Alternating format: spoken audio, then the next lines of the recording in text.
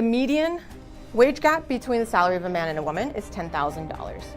If you take that and you project it over a 40-year career, it means that a woman is making $500,000 less than her male counterpart.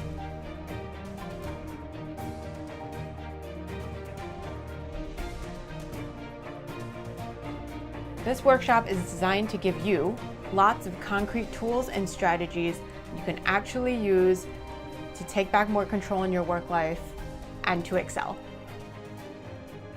And the first step to figuring out how to negotiate is figuring out what it is you want.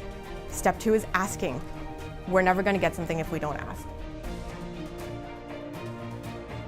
So I'm going to teach you 2 ways that I like to think about, asking for more and negotiating for more. No is a full sentence, just like yes.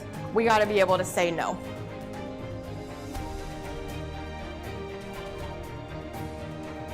There's not going to be any "I'm sorry, but," "No, not right now." Nothing that gives people an out to come back and ask you the same thing later. Yeah, I know, right? Your jaw's like on the floor.